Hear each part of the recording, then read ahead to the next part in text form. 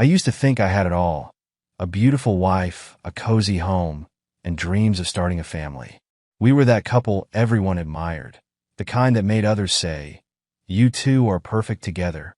But somewhere along the way, things started to fall apart, and now I'm left wondering how it all went so wrong. Susan and I decided to try for a baby about 5 years into our marriage. Life was good: stable jobs, a nice house, and more than enough love between us to bring a child into the world. At first, it was exciting. We were hopeful, sharing quiet smiles and whispered jokes about baby names late at night. But after a few months of trying with no results, the excitement faded. "It's normal," Susan reassured me. "These things take time." I wanted to believe her. We told ourselves it was no big deal, but every month that passed chipped away at that confidence. After the first year, we decided to see a doctor. The test came back with no real answers, no obvious issues on either side. "It happens sometimes," the doctor said. "Keep trying, stay positive." We nodded, thanked him, and left the office holding hands. But walking out of there, I couldn't shake the feeling that we were stepping into something much bigger than we'd prepared for. The second year hit us harder. We tried everything: changing our diets, tracking ovulation, even fertility treatments. We poured money into specialists and clinics, hoping for a miracle. But month after month, we were met with the same disappointment. At first, we consoled each other. Susan would say, "We'll get there eventually," and I'd nod, pretending I believed it. But over time, those reassurances felt more like empty words. I started staying out later, grabbing drinks with coworkers, or losing myself in video games to avoid thinking about what wasn't happening at home. Susan, on the other hand, threw herself into work and spent hours researching new treatments. She was determined, even when it became clear that neither of us really knew what to do next. We didn't fight, but the silence between us grew heavier. I could feel her disappointment in me, though she never said it outright. I knew I was failing her, failing us, but I didn't know how to fix it. One night, I came home after a late night out with my best friend Mike. He's been my rock during all this, someone who always knew how to make me laugh when I needed it. When I walked in, Susan was sitting on the couch, staring at the TV. She didn't even look upset, just tired. She gave me this small, sad smile, and I hated myself for it. I wanted to apologize, to tell her I'd try harder, but the words stuck in my throat. By the third year, the routine was eating us alive. Doctors still said the same thing: "Keep trying." Susan kept her head up, at least on the surface, but I could see the cracks starting to form. We were two people going through the motions, each too afraid to say out loud what we were both thinking. What if it never happens? I still held onto a shred of hope. I told myself that maybe, someday, things would turn around. But deep down, I was starting to wonder if we'd already lost something we couldn't get back. After years of disappointment, Susan still hadn't given up. She was relentless in her search for answers, always reading articles, researching new clinics, and chasing the faintest sliver of hope. Me? I wasn't so sure anymore. I didn't have her strength. One evening, she told me she found a new clinic that offered some cutting-edge treatments. "It's a little far," she admitted, "but they've had great results. I really think this could work." Her eyes were filled with that same optimism I'd fallen in love with years ago, but now it only made me feel guilty. How could I tell her I didn't think any of this would change anything? "Let's do it," I said instead, forcing a smile. I wanted to believe it was possible, for her sake, if not for mine. The process was grueling, physically and emotionally. The treatments were expensive, the schedules rigid, and the waiting unbearable. Susan handled it better than I did. She always did. I went through the motions, trying to be supportive, but deep down, I felt like a fraud. Every time I saw her disappointed face when the tests came back negative, it chipped away at me a little more. That's when I started drinking more.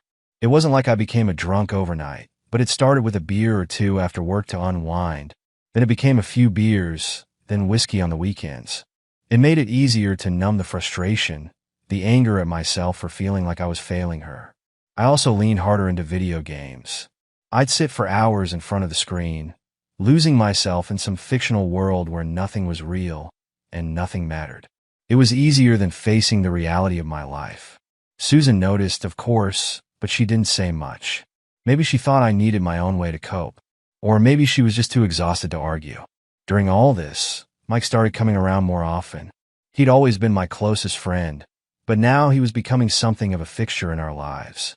He'd swing by with a six-pack or offer to help Susan with errands if I was too busy. "You're lucky to have him," Susan said once after he'd left. And she was right. Mike was solid. He listened when I vented, he cracked jokes to lighten the mood, and he always seemed to know exactly what to say. The thing is, I started to rely on him too much. Instead of talking to Susan about how I felt, I talked to Mike. It was just easier that way. Then one evening, Susan came home looking pale and exhausted. She dropped her bag by the door and slumped onto the couch. "I'm not feeling great," she said, rubbing her temples. "I've been so tired lately, and I feel nauseous all the time. I'm going to call the clinic tomorrow." I frowned, more concerned than I wanted to let on. "It's probably stress," I said, sitting down next to her. "You've been running yourself into the ground with all this." "Maybe," she replied quietly. But the way she looked at me, there was something in her eyes. Hope. That fragile, persistent hope that I could never fully understand. The next morning, she went in for some tests. I stayed home, nursing a slight hangover from the whiskey I'd poured myself the night before. When she got back, she seemed calmer, like she was waiting for something, but didn't want to jinx it by talking about it. "Maybe this is it," she said later that night, as we were getting ready for bed. "Maybe this is our last chance." I didn't know what to say.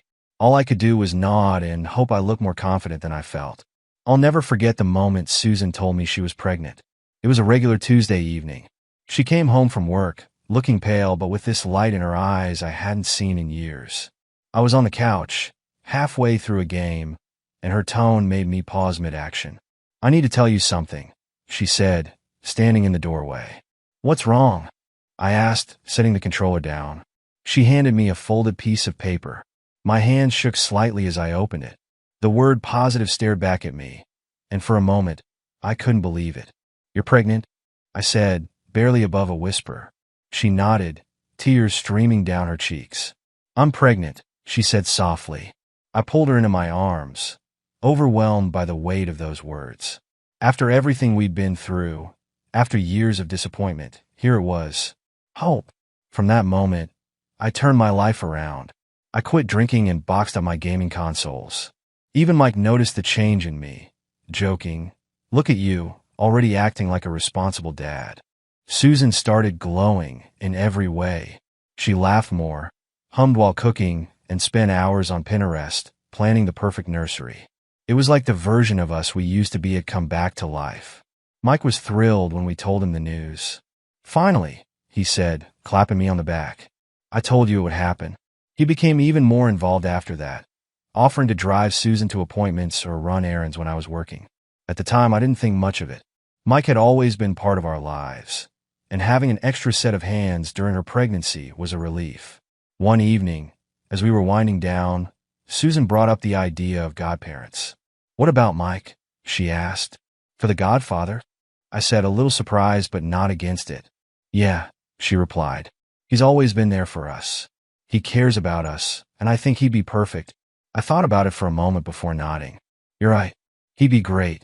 When we told Mike, he laughed. "You're making it official, huh? Uncle Mike has a nice ring to it." By the time Susan was in her second trimester, things felt good again, better than they had in years. I started to believe we'd finally made it through the worst of it. Looking back, there were little things I should have noticed. How Susan would sometimes trail off mid-conversation, as if she was holding something back. Or how Mike always seemed to show up exactly when she needed something. But at the time, I didn't question it. Why would I? Mike was my best friend, and Susan was my wife. If I couldn't trust them, who could I trust? So, when we chose Mike as the godfather, it felt like the perfect decision. Like everything was finally falling into place. I didn't realize it was all balancing on the edge of a knife. The day our baby was born was the happiest day of my life. I remember every detail. The fluorescent lights of the hospital room, the sound of Susan's steady breathing between contractions, and the moment I first held my son. He was so small, so perfect, with these tiny fingers that wrapped around mine, as if he already knew me. I looked at Susan, exhausted but glowing, and I felt this overwhelming rush of gratitude. For the first time in years, everything felt right. All the pain, the waiting, the failures, it all led to this moment, and it was worth every second. We named him Jacob. From the moment we brought him home, he became the center of our world. Our nights were sleepless, and the days blurred together in a haze of diapers, bottles, and lullabies, but I loved every second of it. Susan was amazing, patient, and attentive, even when she was running on just a couple hours of sleep. Mike, as Jacob's godfather, was thrilled. He showed up at the hospital the day after the birth with flowers for Susan and a giant teddy bear for Jacob. Uncle Mike reporting for duty, he joked, and I couldn't help but laugh. At first, his help was invaluable. He'd bring over meals when Susan and I were too tired to cook, or watch Jacob for an hour so we could nap. I was grateful. After all, Mike had always been like family to us, and his excitement about Jacob only made me feel closer to him. But as the weeks turned into months, something started to feel off. Mike was around all the time. At first, I didn't think much of it. He was just being a supportive friend, right? But then there were little things that began to nag at me. Like how Jacob seemed to calm down faster when Mike held him, or how Mike always seemed to know exactly what Susan or Jacob needed, sometimes before I did. I told myself I was being ridiculous. Mike had always been attentive. That was just who he was. But there was this one moment I couldn't shake. It was a quiet Sunday afternoon. Susan and I were sitting on the couch while Mike was playing with Jacob on the floor. Jacob was giggling, his tiny hands reaching for the toy Mike was holding. I watched them for a moment, smiling, but then Susan leaned forward slightly and caught Mike's eye. The look they shared was so brief I almost missed it, but it made my stomach twist. It wasn't anything obvious, nothing someone else might notice, but it felt intimate, like they were sharing a thought they didn't want me to know about. I told myself I was imagining it, that I was just tired or overthinking things. Susan and I had been through so much together. There was no way she would betray me like that. And Mike? He was my best friend. The idea that anything could be going on between them felt impossible. Still, that moment stuck with me. Over the next few weeks, I started paying closer attention. I noticed how Susan would sometimes light up when Mike walked into the room, or how he'd offer to stay late and help with Jacob even when I told him it wasn't necessary. I didn't want to believe there was anything to worry about, but a small part of me couldn't shake the feeling that something wasn't right. The feeling that something was off between Susan and Mike wouldn't leave me alone. I told myself I was being paranoid, that I was reading too much into small things, but the doubt lingered. Every now and then, I'd catch myself replaying moments in my head, like that quick look they shared on the couch, or the way Susan seemed happier when Mike was around. I decided to push the thoughts aside and focus on my family. Maybe I'd been distant for too long, and this was just my way of projecting my guilt onto Susan and Mike. So, I made a conscious effort to be more present. I started coming home earlier from work, taking overnight shifts with Jacob, and planning little surprises for Susan, like her favorite takeout or a quick coffee run before she started her day. But something about her felt closed off. She didn't pull away entirely, but she wasn't as engaged as I'd hoped. When I asked her how she was feeling, or if there was anything she needed, she'd just smile faintly and say, "I'm fine." I wanted to believe her, but it felt like she was keeping me at arm's length. Then there was Mike. I started limiting how often he came over, suggesting that Susan and I could handle things ourselves. "You don't have to keep running over here, man," I told him once, trying to keep my tone light. "You've done enough." "Are you kidding? I love spending time with you guys," he said, grinning as he gave Jacob a little fist bump. "Besides, I know how exhausting this phase can be." I forced a smile, but inside, I hated how natural he made it all seem. It was like he belonged here, like he was part of our family. Things came to a head during a family gathering at my cousin's house. It was supposed to be a fun afternoon, a barbecue, kids running around, everyone catching up. Susan was holding Jacob, chatting with my aunt, while Mike hovered nearby, laughing and joking like he always did. At one point, my cousin leaned in and said, "Man, Mike really likes to help out, huh? He's here more than you are sometimes." He chuckled, but there was something in his tone that made my stomach twist. I laughed it off, but for the rest of the day, I couldn't stop thinking about it. Later that week, I came home early from work, hoping to surprise Susan. The house was quiet except for her voice, muffled through the closed bedroom door. She was on the phone.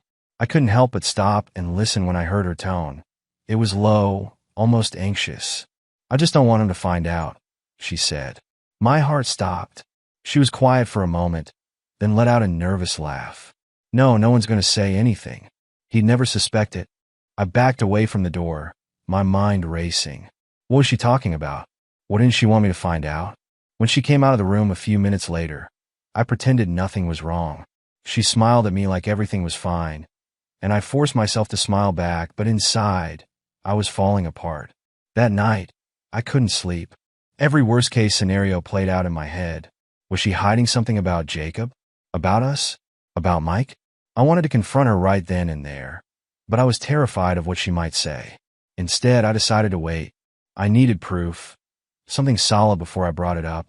But deep down, I knew my life was about to change in ways I wasn't ready for. After hearing Susan's phone conversation, I couldn't shake the feeling that something was horribly wrong. The words replayed in my mind over and over. He'd never suspect it. What didn't she want me to know? I told myself to stay calm, to watch and wait. If I overreacted without proof, I could destroy everything for nothing. But as the days went on, it became harder to ignore the little things. Susan had always been confident, but now she seemed jittery, especially when Mike's name came up. If I mentioned him casually, something like, Mike said he might swing by this weekend, she'd freeze for just a second before quickly responding. It was subtle, but it was there. Then there were the people around us. At work, a coworker made a passing comment when I mentioned Mike helping out with Jacob. Man, he's there for you a lot. Huh, he said, raising an eyebrow. It was just a joke, but it landed wrong. I brushed it off with a laugh, but inside, it felt like everyone knew something I didn't. The worst moment came at a neighborhood barbecue. One of the guys in our group, a friend of Mike's, casually said, "You know, Mike's been playing house with you guys, huh? He's probably going to start paying rent soon." Everyone laughed, but I felt like the ground had been pulled out from under me. I started watching them more closely, how they acted when they thought I wasn't looking. I couldn't shake the feeling that there was something between them, something unspoken but undeniable. One evening, while Susan was out running errands, I found myself pacing the living room, consumed by the nagging doubt in my mind. I couldn't take it anymore. I had to know. I went to our bedroom, my heart pounding as I opened her closet. I wasn't sure what I was even looking for, something, anything, that would prove my fears wrong or right. At first, it was just clothes, shoes, the usual. But then I saw a small, decorative box on the top shelf, tucked away behind a stack of old scarves. I reached for it, feeling like my hands weren't even my own. Inside the box was a collection of little mementos, photos, postcards, things from before we were married. But one item stood out, a small, elegant bracelet with a tag attached. The tag read, "To Susan, with all my love, Mike." My heart dropped. I stared at it, my mind racing. Why was this here? Why had she kept it? It wasn't just the bracelet, it was the context. I didn't remember her ever mentioning it, and certainly not showing it to me. If it had been a simple, harmless gift, why hide it? When Susan came home that night, I tried to act normal, but I couldn't look at her the same way. The bracelet was like a weight in my mind, pulling me deeper into suspicion. That night, as she slept peacefully beside me, I stared at the ceiling, my thoughts spiraling. I couldn't keep this to myself any longer. I needed answers. I couldn't hold it in anymore. That bracelet, the way Susan and Mike acted, the comments from people, it was all piling up, and I needed answers. The next morning, I walked into the kitchen where Susan was making coffee. My heart was racing, but I forced myself to speak. "Hey," I said, trying to sound calm. She glanced up, sensing something was off. "Morning. Everything okay?" I sat down at the table and pulled the bracelet from my pocket, placing it in front of me. "We need to talk." Her eyes locked on the bracelet, and I saw her expression shift from surprise to unease. "Where did you find that?" "In your closet," I replied. "Why do you still have it?" She hesitated, fidgeting with the handle of her mug. "It's just an old gift. It doesn't mean anything. With all my love, doesn't sound like nothing, Susan," I said, my voice firmer than I intended. "Why didn't you ever tell me about this?" She looked away, her voice quieter now. "I didn't think it mattered. It's from a long time ago, before we were married. I forgot it was even there." I leaned forward, my frustration boiling over. "Be honest. Did something happen between you?" And Mike. What? No, she shot back, her voice sharp. How could you even think that? Because it feels like you're hiding something, I said. The way you act when he's around. How he's always here. It doesn't add up.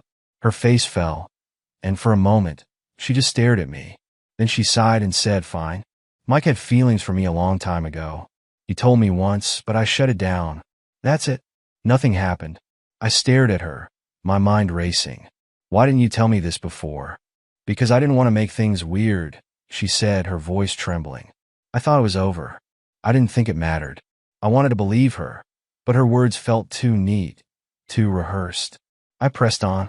Do you swear nothing happened? I swear, she said, meeting my eyes, but only for a second. I leaned back, my stomach in knots. Her answers didn't feel like the whole truth, and I couldn't shake the doubt in my chest. Finally, I said, I want to do a paternity test. Susan's face froze. What? I need to know, I said. After everything, I need to be sure. That's ridiculous, she said, standing up. How can you even think Jacob isn't yours? Then prove it, I said quietly. If there's nothing to hide, prove it. She stared at me, her hands trembling. After a long pause, she let out a shaky breath. Fine. If that's what it takes, fine. Her words were sharp, but her tone was all I needed to confirm what I already feared.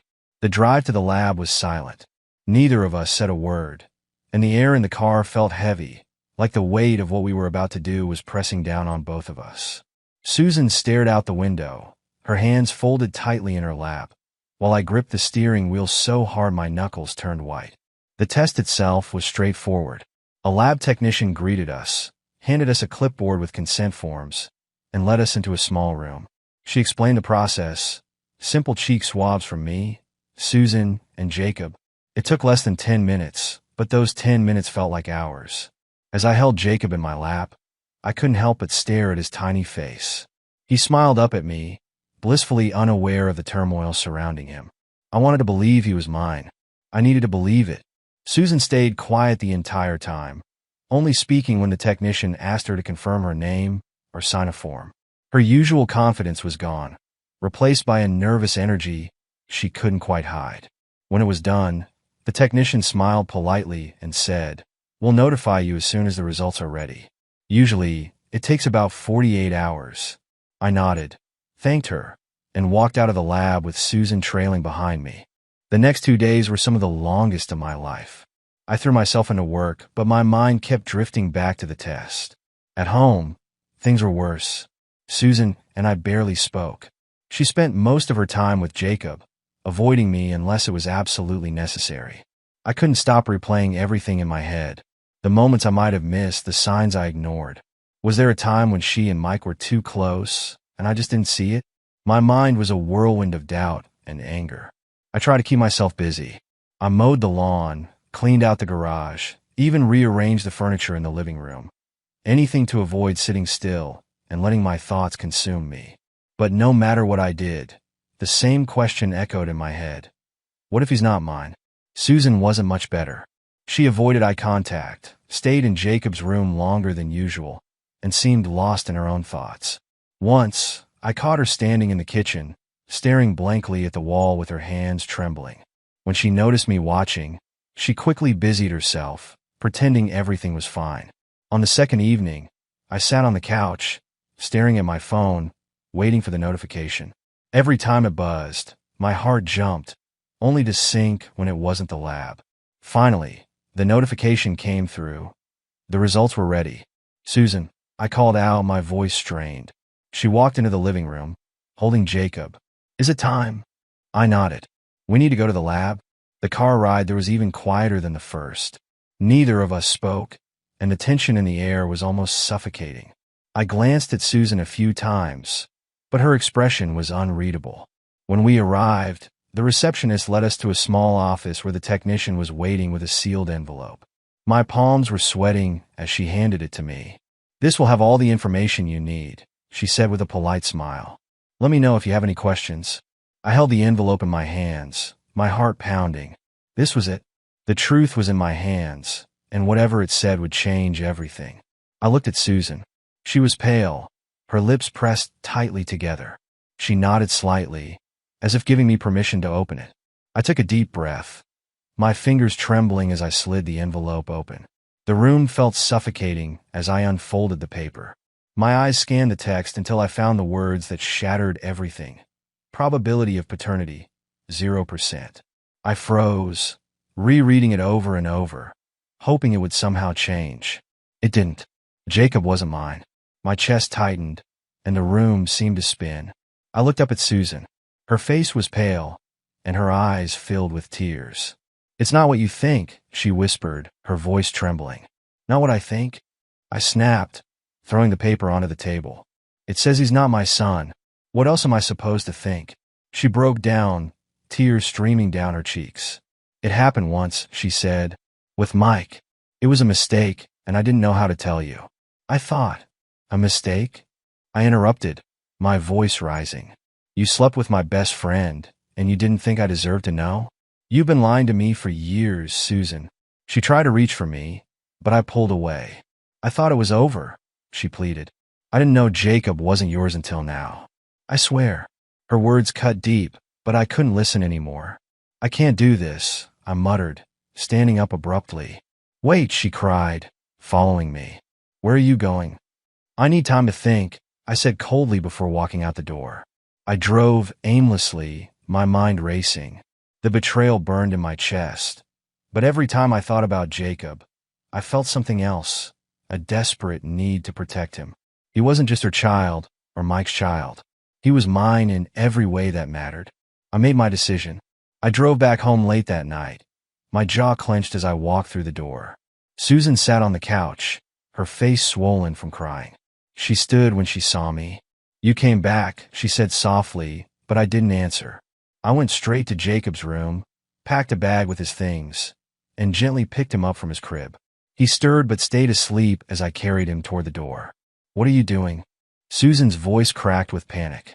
"I'm taking him," I said, my voice flat. "You can't do this," she cried, following me. "Please, let's talk." I turned to her, my anger boiling over. "You lied to me, Susan. You don't get to decide anymore." She reached for me, but I walked out, strapping Jacob into his car seat before driving off into the night. I ended up in a small motel a few towns over, laying Jacob down in the portable crib I'd grabbed from home. My phone buzzed nonstop, calls from Susan and even Mike, but I ignored them all. By morning, the weight of what I'd done started to settle in. I turned on my phone and froze when I saw the news headline: "Local authorities searching for missing child." They'd reported me to the police. But as I looked at Jacob sleeping peacefully, I knew one thing for sure. I wasn't ready to let him go. Not yet. I could hear them outside, the crunch of boots on gravel, the hum of radio static, and the low murmur of voices. They'd found me. Jacob was asleep in the crib, oblivious to the chaos brewing outside. I sat on the edge of the bed, my head in my hands, trying to figure out what to do. My phone had been buzzing for hours, but I couldn't bring myself to answer. I couldn't face Susan, couldn't face Mike. A booming voice broke through the silence. "This is the police. We know you're inside. Please come out with your hands up. No one needs to get hurt." I didn't move. My mind raced, replaying every moment that had brought me here. The betrayal, the lies, the heartbreak. And yet, through it all, Jacob's face was the only thing I could think about. He didn't deserve this. The voice came again, calm but firm. "We just want to resolve this peacefully. Bring the child out, and we'll talk." Then I heard her, Susan's voice, trembling and desperate, through a loudspeaker. "Please, just come out. Let's figure this out together. Jacob needs you." Her words stung. "He needs me?" I thought bitterly. He needed honesty, a stable home, parents who didn't betray each other. Instead, he got this, a mess created by the two people who were supposed to love him the most. Tears welled up in my eyes as I looked at Jacob, still peacefully unaware. I picked him up gently, cradling him in my arms. He stirred and opened his eyes, looking up at me with a sleepy smile. For a moment, the weight of the situation lifted. "I love you, buddy," I whispered, my voice cracking. "I always will." But I knew what I had to do. As much as I wanted to hold on to him, to protect him from everything, I couldn't put him in danger. This wasn't just about me anymore. I stood, my legs shaky, and walked to the door. I could see the flashing lights outside, the officers standing in position. The voice on the loudspeaker came again. Step outside slowly, with your hands visible. I opened the door, holding Jacob close to my chest. The cold air hit me as I stepped out, the bright lights blinding. I'm coming out, I called, my voice hoarse. The officers moved in cautiously. Set the child down, one of them instructed. I looked at Jacob one last time, my heart breaking as I kissed his forehead. Be good, okay? I whispered. I set him down on the ground, and an officer immediately scooped him up, carrying him to safety. Susan's sobs echoed in the distance, but I didn't look. I couldn't. On your knees, hands behind your head, another officer commanded. I did as they said, feeling the cold gravel bite into my knees. The handcuffs snapped onto my wrists, and for the first time in days, I felt the fight leave my body. It was over. They led me to a squad car, and as I sat in the back seat, I caught a glimpse of Susan holding Jacob tightly. Mike was there too, his arm around her shoulders. The sight made my stomach churn, but I forced myself to look away. Sitting in the cold, empty cell that night, I thought about Jacob. He wasn't mine by blood, but in my heart, he'd always be my son. I'd made mistakes, but everything I did was for him. And somehow, despite the pain, that thought brought me a small sense of peace.